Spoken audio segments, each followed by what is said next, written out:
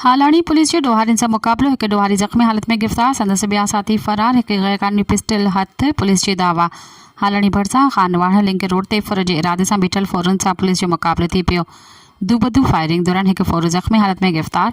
ज़ख़्मी फ़ौरू खे हालानी rural health centre आंदो वियो। डॉक्टर पारां ज़ख़्मी खे तिबी इमदाद ॾिनी वई। हालानी SHO रहमतुल्लाह सोलंकी ॿुधायो त पुलिस खे इतला मिलियो त कुझु नामालूम फ़ौरू फुर जे इरादे सां खानवाड़ा लिंक रोड गुलाब होटल लॻे बीठल आहिनि। पुलिस जे पहुचण सां फ़ौरू फायरिंग करे जवाबी फायरिंग में डोहारी अमीन वल्द असलम सोलंकी ज़ख़्मी थी पियो, जंहिंखे गिरफ़्तार करे वरितोसीं, जॾहिं त ॿ नामालूम फ़ौरू फ़रार थी विया। फ़रार थियल फ़ौरुनि जी ॻोल्हा लाइ नाकाबंदी कई वई आहे। ज़ख़्मी फ़ौरू मथां मुख़्तलिफ़ थाणे ते काफ़ी केस दाख़िल थियल आहिनि। वधीक ज़िले मां ॾोही रिकॉर्ड घुरायो वियो आहे।